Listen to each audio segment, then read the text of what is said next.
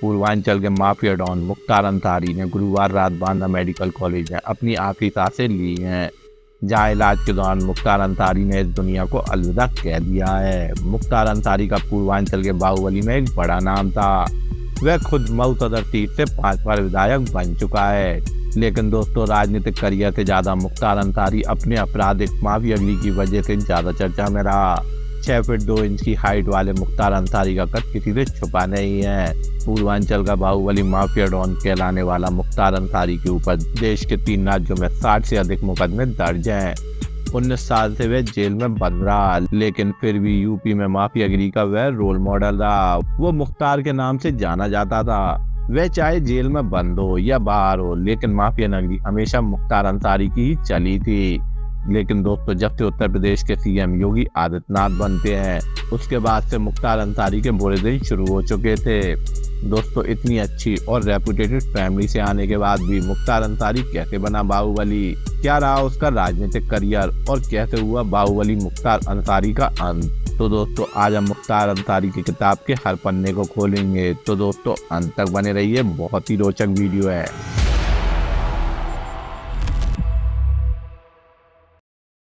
मुख्तार अंसारी भले ही आज एक डॉन के तौर पर जाना जाता हो, पर इसके पिता, दादा, नाना, बेटा, भतीजा सभी समाज में एक ऊंचा ओहदा और इज्जतदार पेशे को अपनाए हुए हैं। देश में आज़ादी की लड़ाई के बाद नौशेरा की लड़ाई भी हुई थी, और नौशेरा की लड़ाई में ब्रिगेडियर उस्मान के कारनामों को सभी जानते हैं।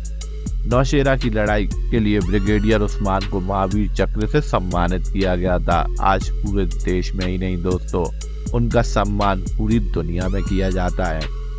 ब्रिगेडियर उस्मान की बेटी का बेटा मुख्तार अंसारी था। ब्रिगेडियर उस्मान इसके नाना थे, जबकि इसके दादा अहमद अंसारी साल 1926 से 1927 के बीच 1 साल के लिए इंडियन नेशनल कांग्रेस के प्रेसिडेंट भी रहे थे दोस्तों। मुख्तार अंसारी का बेटा अब्बास अंसारी नेशनल लेवल का शूटर है, जिसने शॉटगन इवेंट में नेशनल चैंपियनशिप के कई इंटरनेशनल टूर्नामेंट्स भी जीते हैं दोस्तों। इनके भतीजे जावेद अंसारी जाने माने जर्नलिस्ट हैं। इनके चाचा जी हाल ही में देश के उपराष्ट्रपति पद से रिटायर हुए हैं। दोस्तों हम बात कर रहे हैं देश के पूर्व उपराष्ट्रपति हमीद अंसारी के बारे में, मगर मुख्तार अंसारी के पिता शुभान अल्लाह अंसारी की बात करें तो वह एक कम्युनिस्ट लीडर थे। साथ ही वो इतनी साफ सुथरी छवि के आदमी थे कि मऊ से जब एक बार वे पब्लिक चुनाव में खड़े हुए तो उनके ऑपोजिट जितने भी तमाम प्रत्याशी थे, केवल उनकी इज्जत का ध्यान रखते हुए अपना नाम वापस ले लिया था दोस्तों। मुख्तार अंसारी 7 फुट 1 इंच के थे और उनकी पर्सनैलिटी बहुत ही जबरदस्त थी। लोग बताते हैं कि वे अपने बॉडीगार्डों में अलग ही नजर आया करते थे, और जिनके परिवार का अच्छा खासा राजनीतिक इतिहास भी रहा है दोस्तों। लेकिन फिर भी 80 के दशक में मुख्तार अंसारी गलत संगत में पड़ गए और अपराध के रास्ते पर चल पड़ते हैं। इनको जानने वाले लोग कहते हैं कि मुख्तार अंसारी को क्रिकेट का शौक था। ये बहुत अच्छा क्रिकेट भी खेला करते थे, लेकिन इन्होंने अपराध का रास्ता ही चुना और अपराध के गलियारों में होते हुए राजनीति में जाकर अपना सिक्का जमाया। उत्तर प्रदेश की मऊ सीट से मुख्तार अंसारी साल 1996 से लेकर अब तक लगातार विधायक का चुनाव जीतते आ रहे हैं। ये बात अलग है कि एक बार मुरली मनोहर जोशी के खिलाफ सांसद का चुनाव वो हार चुके थे। मुख्तार अंसारी पर हत्या की कोशिश, किडनैपिंग, वसूली, रैंडसम तस्करी जैसे खतरनाक 40 अपराध दर्ज हैं दोस्तों। साल 2005 में इन पर दंगा भड़काने का आरोप भी लगा और फिर मुख्तार अंसारी जेल चले गए। आज वो बीते 18 सालों से जेल की सलाखों के पीछे हैं। ये घटना 9 जनवरी साल 2018 की है दोस्तों, जब उत्तर प्रदेश के बांदा जेल में मुख्तार अंसारी को हार्ट अटैक आने की खबर आती है। उन्हें लखनऊ लाया गया, जहां ट्रीटमेंट हुआ। बाद में मुख्तार अंसारी के भाई और परिवार वाले ये आरोप लगाते हैं कि उसे बांदा जेल में ही लंबू नाम के क्रिमिनल ने जान से मारने की कोशिश की है। लंबू को ब्रिजेश सिंह ने 6 करोड़ रुपए की सुपारी दी है। दोस्तों आपको ब्रिजेश सिंह के बारे में थोड़ा बता दें। उत्तर प्रदेश के पूर्वांचल में 2 लोगों के बीच हमेशा से वर्चस्व की लड़ाई जारी रही है। बीते कई दशकों से मुख्तार अंसारी और ब्रिजेश सिंह के बीच एक दूसरे को नीचा दिखाने और अपने आप को दूसरों से बेहतर साबित करने की होड़ सी लगी हुई है। तो दोस्तों, साल 1980 तक पूर्वांचल बहुत ही पिछड़ा हुआ इलाका था, जिसके डेवलपमेंट के लिए सरकार ने डेवलपमेंट प्लानिंग को अनाउंस किया और इन घोषणाओं के साथ ही सरकार ने माइनिंग, स्क्रैप, रेलवे और दूसरे मामलों में टेंडर जारी करना शुरू कर दिए।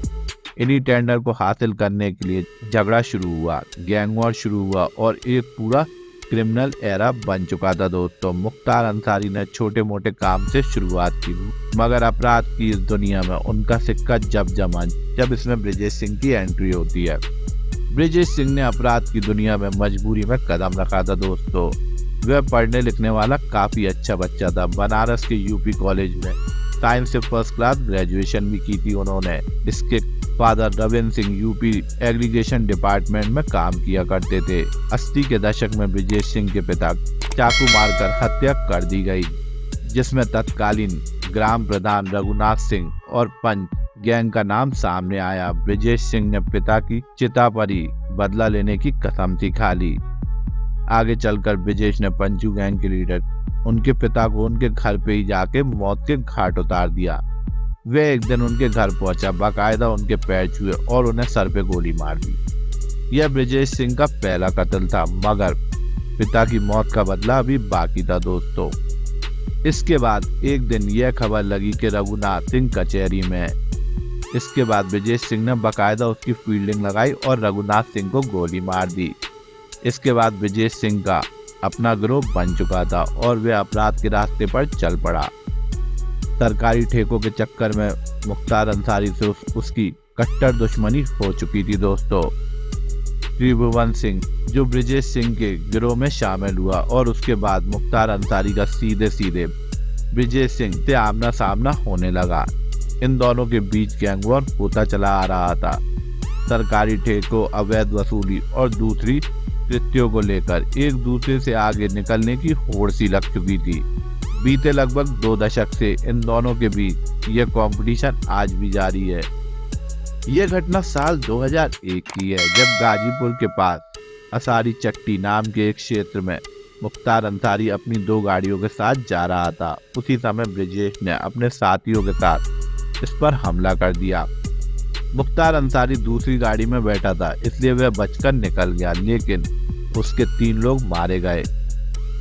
इस हमले में ब्रिजेश सिंह को भी गोली लगी और यह खबर उड़ने लगी कि ब्रिजेश सिंह मारा गया। इसके बाद मुख्तार अंसारी पूरे क्षेत्र में अकेला राज करने लगता है। उसने ब्रिजेश सिंह के लोगों को ढूंढ कर मारना शुरू भी कर दिया।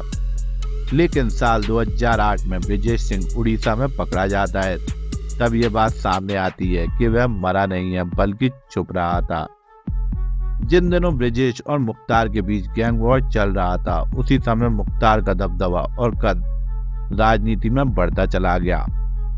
मुख्तार के कद को कम करने के लिए ब्रिजेश ने बीजेपी के नेता कृष्णनंद राय को सपोर्ट किया और उसे मोहम्मदाबाद और उसे भारतीय जनता पार्टी के टिकट पर चुनाव लड़ा दिया।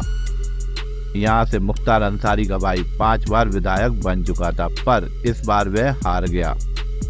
इस हार से मुख्तार अंसारी को बहुत गुस्सा आया, लेकिन वह जेल में बंद था। इसके बाद कृष्णनंद राय को एक बार कुछ लोगों ने घेर लिया। उसके साथ 6 लोग और भी मौजूद थे। इन सभी को AK-47 से गोली मार दी गई। दोस्तों, बताया जाता है कि पोस्टमार्टम रिपोर्ट में इन 7 लोगों की बॉडी से 80 बुलेट बाहर निकली थी। मरने वालों में विधायक कृष्णनंद राय भी मौजूद था। दोस्तों, इस हत्या में मुन्ना बजरंगी का नाम भी सामने आया और आरोपी के मुताबिक इस हत्या का मास्टरमाइंड मुख्तार अंसारी को माना जा रहा था। मुख्तार अंसारी के रसूख के कई किस्से हैं। कहते हैं कि जब यह जेल में हुआ करता तो जब भी उसकी मर्जी होती थी, वह अपने मनपसंद रेस्टोरेंट में खाना खाने के लिए निकल जाया करता था। वह कभी भी शॉपिंग करने के लिए निकल जाता था। उसके साथ हमेशा उसका खाना बनाने वाला जरूर रहा करता था। वह जब भी जेल में जाता था तो उसके कुक भी किसी न किसी अपराध में जेल पहुंच जाया करते थे। मुख्तार अंसारी के लिए खाने का काम वही किया करता था। दोस्तों इतना ही नहीं, मुख्तार अंसारी को पुलिस हेडक्वार्टर में मीडिया के चैनल ने स्पॉट भी किया था, पर ये तमाम बातें आई और गईं। कहते हैं कि मुख्तार अंसारी अपराध से कमाई हुई दौलत को गरीबों में खर्च किया करता था, इसलिए लोगों के बीच उसकी छवि रॉबिन हुड की बन चुकी थी। फिलहाल पूर्वांचल में दोनों डॉन मुख्तार अंसारी और ब्रजेश सिंह जेल की सलाखों के पीछे हैं, लेकिन दोस्तों आज भी वो एक दूसरे के खून के प्यासे हैं। दोस्तों आज भी उन दोनों के बीच गैंग वॉर चल रहा है और वो एक दूसरे के खून के प्यासे हैं दोस्तों। तो दोस्तों आप मेरे को कमेंट्स में जरूर बताइए कि मुख्तार अंसारी के बारे में आप क्या सोचते हैं। इसी के साथ मैं अपनी ये वीडियो यहीं समाप्त करता हूँ। आशा करता हूँ ये वीडियो आपको कुछ नॉलेज देकर गई हो। ऐसी क्राइम से भरी स्टोरीज के लिए मेरे channel treasure knowledge TV Hindi को लाइक एंड सब्सक्राइब कीजिए और कमेंट्स में अपनी राय जरूर बताइए। जब तक के लिए धन्यवाद। जय मां भारती।